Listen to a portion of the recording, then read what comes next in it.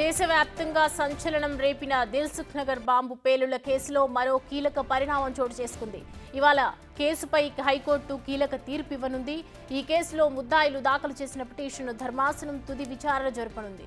2013లో దిల్సుఖ్ నగర్లో పలు చోట్ల జరిగిన ఈ భారీ బాంబు పేలుళ్లలో 18 మంది మృతి చెందగా 130 మందికి పైగా గాయాలయ్యాయి. ఈ కేసులో ప్రధాన నిందితుడు యాసిన్ బత్కల్ సహా మరో 5గురికి ఎన్ఐఏ ఫాస్ట్ ట్రాక్ కోర్టు 2016లో ఉరిశిక్ష విధించింది.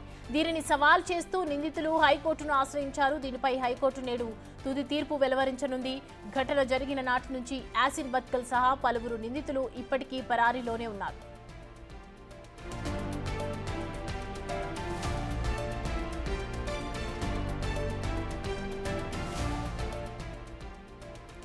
ఈ అంశానికి సంబంధించి పూర్తి డీటెయిల్స్ మా ప్రతినిధి సురేష్ అందిస్తారు. సురేష్, హైకోర్టులో వాదనలు ముగిసిన తర్వాత ఇవాళ ఎలాంటి తీర్పు వెలువడించే అవకాశాలు ఉన్నాయి?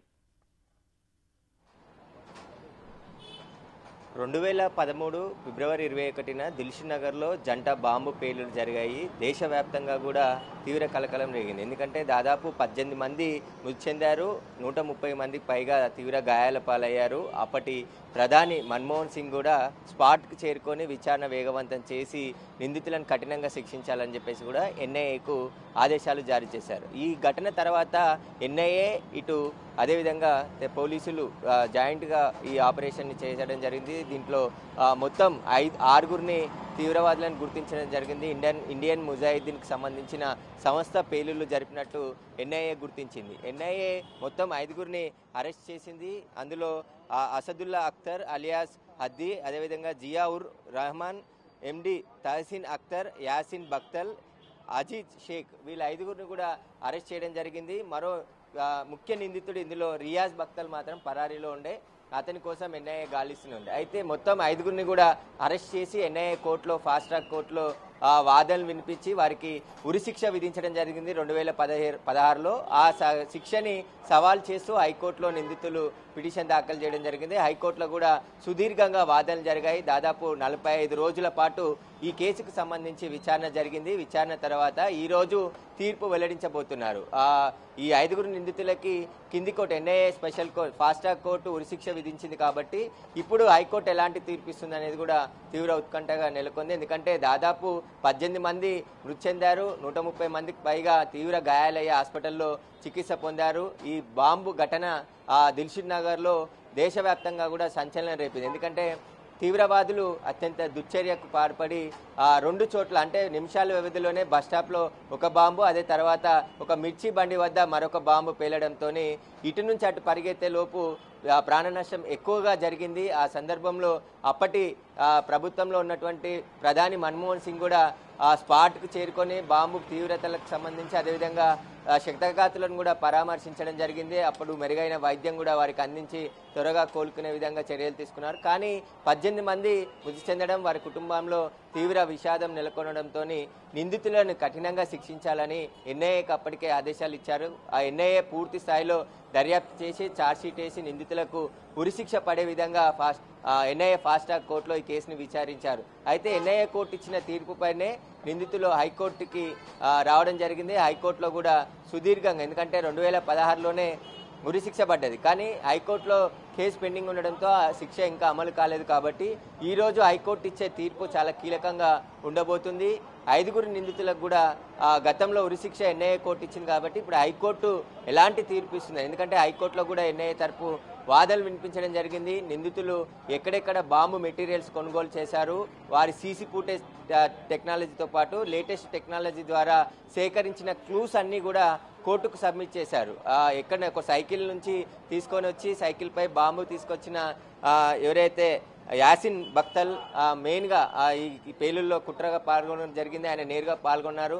మొత్తం ఇంకా వారికి సహకరించినటువంటి వారు వారు ఎక్కడ ఈ బాంబుకు సంబంధించిన ఎక్స్ప్లోజర్ మెటీరియల్ కొనుగోలు చేశారు, వాటికి సంబంధించిన ఆధారాలు, ఈ కేసుకు సంబంధించి పూర్తి దర్యాప్తు చేసి ఎన్ఐఏ ఫాస్ట్ ట్రాక్ కోర్టులో ఎన్ఐఏ అధికారులు ఆధారాలతో సహా నిందితులని కోర్టులో నిల్చోబెట్టి ఉరిశిక్ష పడే విధంగా చేశారు. కాబట్టి ఇప్పుడు హైకోర్టు సుదీర్ఘంగా విచారించింది కాబట్టి హైకోర్టు ఎలాంటి తీర్పు ఇస్తుంది ఈ రోజు అనేది కూడా సర్వత్రా ఎదురు చూస్తున్నారు. ఇటు మృతి చెందిన కుటుంబ సభ్యులు కూడా నిందితులకు ఉరిశిక్షే సరైన శిక్ష, ఇలాంటి తీవ్రవాద సంస్థలను ఉపేక్షించలేదు, ఖచ్చితంగా వారికి ఉరిశిక్షనే వేయాలి అని చెప్పేసి కూడా చెప్తున్నారు, కోరుతున్నారు. ఇప్పటికీ ప్రతి సంవత్సరం దిల్షుక్ నగర్లో బాంబు పేలిన రోజు, ఎందుకంటే ఫిబ్రవరి 21న ప్రతిసారి అక్కడ నివాళులు అర్పిస్తూ ఉంటారు చనిపోయిన వారికి.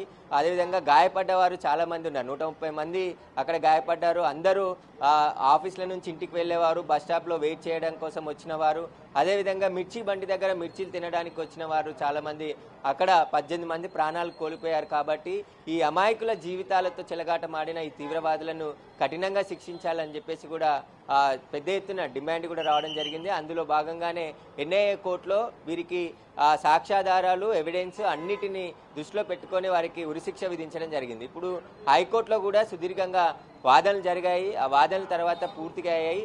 ఇప్పుడు 5గురికి మళ్ళీ ఎలాంటి శిక్ష విధిస్తుంది కోర్టు, అదే శిక్షని అమలు చేయమని తీర్పు ఇస్తుందా, లేకుంటే ఎలాంటి తీర్పు వస్తుంది హైకోర్టు నుంచి అనేది కూడా మరికొద్దిసేపట్లోనే ఈ బాంబు పేలుళ్ల కేసు. సురేష్, ఇవాళ ఇచ్చే తీర్పు తుది తీర్పు అయ్యే అవకాశాలు ఉన్నాయా, లేదంటే ఎన్ఐఏ ఎలా ముందుకెళ్లే అవకాశాలు ఉన్నాయంట?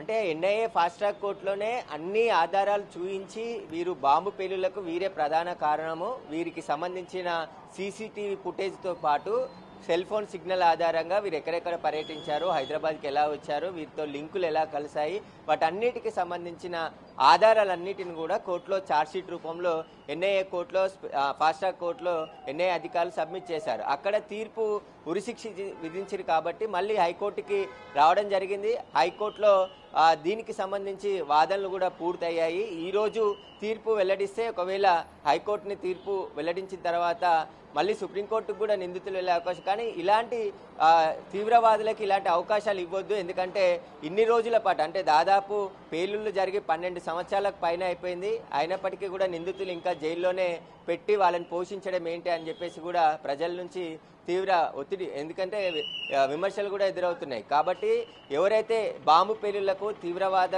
సంస్థలతో లింకులు ఉన్నటువంటి తీవ్రవాదులను ఖచ్చితంగా ఉరిశిక్ష వేయాలి, శిక్షలు త్వరగా అమలు చేసే విధంగా చర్యలు కూడా తీసుకోవాలని చెప్పేసి కూడా ప్రజల నుంచి డిమాండ్ పెద్ద ఎత్తున ఉంది. కాబట్టి ఈరోజు హైకోర్టులో వచ్చే తీర్పు కూడా చాలా ఉత్కంఠగా ఎదురు చూస్తున్నారు. ఇటు క్షతగాత్రుల కుటుంబ సభ్యులు కావచ్చు, చనిపోయిన వారి కుటుంబ సభ్యులు కూడా ఈ నిందితులకు ఉరిశిక్ష పడాలి. ఎందుకంటే ఎవరికి ఎలాంటి సమాచారం, అక్కడ బాంబు పేలింది, చాలామంది అక్కడ చనిపోవడం జరిగింది. ఆ తర్వాత 2 చోట్ల వేరు ప్రాంతాల్లో కొద్ది దూరంలోనే దిల్షుక్ నగర్ బస్ స్టాండ్, ఆ తర్వాత టిఫిన్ సెంటర్ దగ్గర బాంబు పేలింది. ఇటు నుంచి అటు ఉరికే లోపే చాలామంది ప్రాణ నష్టం తీవ్రంగా పెరగడానికి 2 జంట పేలుళ్లు కారణం అని చెప్పేసి కూడా ఎన్ఐఏ గుర్తించడం జరిగింది. కాబట్టి ఇప్పుడు హైకోర్టు ఈ తీర్పు ఎలాంటి తీర్పు ఇస్తుంది మరికొద్ది సేపట్లో, ఎందుకంటే 10:40 లేదంటే 11 గంటల వరకు తీర్పు వెల్లడించే అవకాశం కూడా స్పష్టంగా కనబడుతుంది. Right Suresh, thanks for the updates.